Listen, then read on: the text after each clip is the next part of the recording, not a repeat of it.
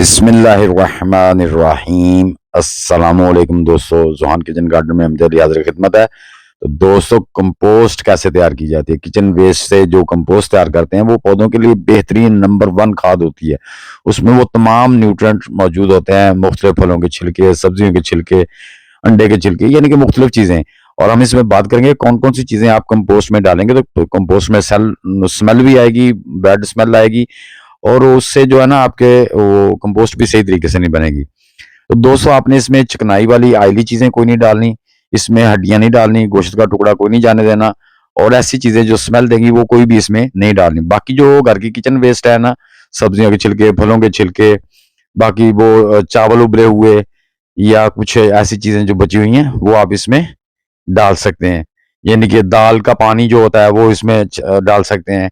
अगर आप इसमें दही वगैरह या गुड़ मिक्स करके डाल देते हैं तो उससे जल्दी बैक्टीरिया पैदा होता है और जल्दी डिकम्पोज होना शुरू हो जाते हैं। तो जब आप सब चीज़ों को मिला के कंपोस्ट बनाएँगे तो वो बहुत ही आला किस्म की कंपोस्ट बनेगी। उसके लिए आपको कोई भी एनपीके खाद नहीं देना पड़ेगी। तो मैं दोस्तों आपको बताऊँगा कि इन सब चीज़ों में कौन-कौन से न्यूट्रिएंट मौजूद होते हैं।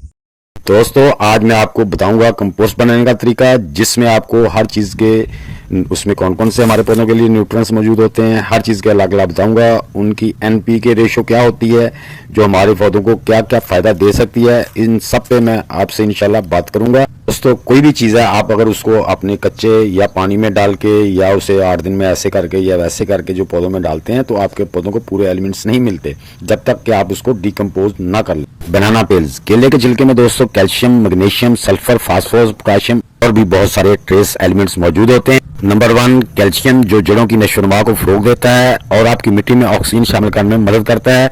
नंबर 2 मैग्नीशियम, जो फोटोसिंथेसिस में मदद करता है। नंबर 3 सल्फर, जो पौधों की जड़ों को मजबूत और उनकी नशोनुमा करता है और कीड़ों को दूर भगाने में मदद करता है। नंबर 4 फास्फोरस, जो फल और फूल को बेहतर बनाने में और बीज की जर्मिनेशन के अमल में मदद करता है। ताज़ा केले की छिलकों की निस्बत खुश्क केले की छिलके या डिकम्पोज होने के बाद उनमें जो एनपीके की रेशियो होती है वो 0.5, 0.4 और 11.5 होती है। पोटैटो पिल्स, आलू के छिलके में भी बड़ी मिकदार में प्रोटीन और निशास्ता होता है, जो मिट्टी के माइक्रोजनजूमों के जरिए गलने सड़ने के बाद आला नाइट्रोजन मवाद के साथ खाद पैदा करता है। आलू के छिलके भी पौधे के लिए ग़िज़ाई अज़ा का एक अच्छा जरिया है, जिसका एनपीके तनासब तकरीबन 3, 0.5 और 1 है। उनमें नामियाती मादे ज़्यादा होते हैं जो मिट्टी की साखत और जरखेज़ी को बेहतर बनाने में मदद करते हैं, जिससे पौधे को ग़िज़ाई अज्जा और पानी लेने में आसानी होती है। इसके बाद दोस्तों आते हैं साइट्रस पिल्स, माल्टे, किन्नू, मौसमी, नारंगी और नींबू के छिलके जो होते हैं। जो साइट्रस पिल्स होते हैं पौधों के लिए माइक्रो न्यूट्रिएंट्स का भरपूर जरिया होते हैं। नारंगी के छिलकों में काफी मिकदार में copper, calcium, magnesium, vitamin A और पौधों के लिए माइक्रो न्यूट्रिएंट्स से भरपूर होते हैं। और जो ग्रीन पत्ते होते हैं उसमें नाइट्रोजन की मिकदार बहुत ज्यादा होती है। बाकी भी एलिमेंट्स होते हैं लेकिन उसमें ग्रीन में नाइट्रोजन की मिकदार ज्यादा होती है। तो दोस्तों आते हैं अब इसको डिकम्पोज कैसे करना है। बहुत ही आसान तरीका है, कोई इतना मुश्किल काम नहीं है डिकम्पोज करना, ये बड़ा ही आसान तरीका है। चलिए शुरू करते हैं। तो जी व्यूअर्स, जैसा कि आप देख रहे हैं ये बाल्टी है, देखें इसमें मैंने साइडों में भी सुराख किए हुए हैं और नीचे भी, ताकि एयर वाली जो एयरेशन है वो जारी रहे। तो देखो दोस्तों, सबसे पहले हमने ये पोटैटो पिल्स नीचे डाल दिए हैं। उसके बाद हम इसके ऊपर थोड़े से ग्रीन डालेंगे और उसके ऊपर हम ये थोड़े से बनाना पिल्स डाल देंगे। इसी तरह आपके पास जो भी मटेरियल है उसको इसी आपने एक ऊपर नीचे डालते जाना, ताकि वो जब डिकम्पोज हों तो आपस में उनकी रेशो मिक्स होती रहे। तो दोस्तों इस तरह से आपने ये देखें, मैंने आलू पिल्स जो बाकी हैं ये भी सारे ऐसे इसमें डाल देंगे, तय लगाते जाएंगे, तय दर तय लगाते जाएंगे। ये आलू डाल दिए थोड़े, अब फिर इस पर हम जो ग्रीन है वो डालेंगे। इस तरह से आपने भी ग्रीन डालने हैं। पहले मैंने वो काट के रखे थे, अब ये बड़े बड़े पत्ते हैं, अगर काट के रखेंगे तो वो जल्दी डिकम्पोज हो रहे हैं, लेकिन अब मैं ये बड़े डाल दूंगा, ये गल जाएंगे। ऊपर फिर बनाना पिल्स डाल दिए हैं। अब मैं जो आलू के पूरा वो थैले में आलू के छिलके हैं वो सारे मैं उसमें डाल दूंगा। तो दोस्तों इसमें आलू भी हैं, आलू चूँकि मोटे हैं वो मैं निकाल लूँगा, काट के दूसरी डस्टबिन में डालूंगा, दूसरी जो कंपोस्ट बना है उसमें डालूंगा, ताकि उनको मैं छोटा छोटा काट दूँ।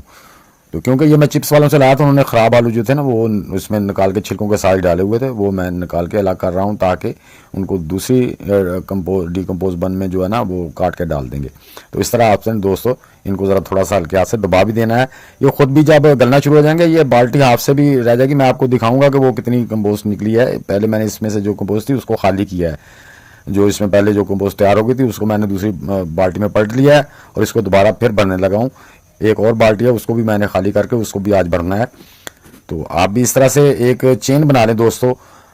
आप जब अपने पौधों को मिट्टी में अपनी डिकम्पोज्ड खाद डालेंगे, ऑर्गेनिक खाद डालेंगे, तो फिर ही कम अज़ कम आप अपनी सॉइल में, गार्डन सॉइल में 40% उसमें डिकम्पोज की हुई कऊ डंग या गोबर की खाद या किचन वेस्ट डिकम्पोज को डालेंगे, तो फिर ही आप उनसे अच्छा रिजल्ट ले सकेंगे। अगर आप ये टिप्स देंगे, ये पानी डाल दो, उस चीज़ का पानी डाल दो, इसका कर दो, वो नहीं होता। जब तक उसको प्रॉपर ग़िज़ा उसके मिट्टी में ना दी जाए तब तक वो प्लांट बढ़ते ही नहीं है। बाद में दोस्तों जो हम टिप्स के जरिए उसको फर्टिलाइजर देते हैं, मुख्तलिफ ऐसे कर लें, ये असल में उसको बैकअप देना होता है ताकि वो मिट्टी के अंदर जो न्यूट्रिएंट पौधा ले चुका है वो पूरे होते रहें। तो इसलिए हम वो टिप्स काम करते हैं। जब तक आप पहले प्रॉपर तरीके से पौधा नहीं लगाएंगे तो खाली टिप्स पे वो काम नहीं करेगा।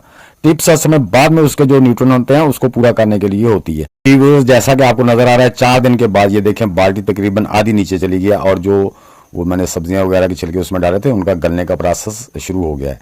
क्योंकि मिट्टी इसलिए डालते हैं कि इसके अंदर भी बैक्टीरिया होता है, जल्दी से चीज़ों को गलाने में मदद करता है। तो अब दोस्तों मेरे पास कुछ और छिलके पड़े हैं तो वो मैं इसके ऊपर और डाल दूंगा ताकि बन को फिर जो हमारी डस्टबिन है उसको भर दें। ये देखिए मेरे पास कुछ ये अपना लहसुन के छिलके जिससे गार्लिक पिल्स कहते हैं ये पड़े हैं। इसमें बहुत से न्यूट्रिएंट होते हैं और ये हमारे पौधों के पास आने वाले कीड़े मकोड़े, इंसेक्ट वगैरह को भी भगाता है। कुछ केले के छिलके हैं, बनाना पिल्स हैं, ये भी इसके ऊपर डाल देंगे। इस तरह से इसको डाल के इसको बराबर कर देंगे। हाँ जी, इसको ऊपर इसके ऐसे फैला देंगे। केले की तरह इस पर पोटैटो पिल्स डाल के बाल्टी को जो है ना वो अच्छी तरह भर देंगे ताकि हमारी बाल्टी खाली न रहे और पूरा का पूरा कंपोस्ट में तैयार हो जाए। अब इसके ऊपर जो है ना वो हम थोड़ी सी मिट्टी डाल देंगे ताकि उसके अंदर जो बैक्टीरिया इसको गलाने में मदद करे, तो ये जल्दी से डिकम्पोज हो जाए। तो दोस्तों ये जो मैंने पहले कंपोस्ट ये बाल्टी खाली की थी, ये 3 महीने के बाद ये देख लें माशाल्लाह काली काली ये ब्लैक गोल्ड तैयार हो गया है। तो अब हम इसे अपने पौधों में इस्तेमाल कर सकते हैं। तो दोस्तों उम्मीद है मेरी जो छोटी सी वीडियो आपको अच्छी लगी होगी। अगर अच्छी लगी है तो इसे लाइक और शेयर लाजमी कर दें। नए दोस्त लाइक, शेयर और चैनल को सब्सक्राइब करके बेल आइकन को जरूर दबा दें ताकि हर नई वीडियो की इत्तला आप तक बर वक्त पहुंच सके। तो दोस्तों मिलते हैं इंशाल्लाह नेक्स्ट वीडियो में। तब तक के लिए आप सबको अल्लाह हाफिज।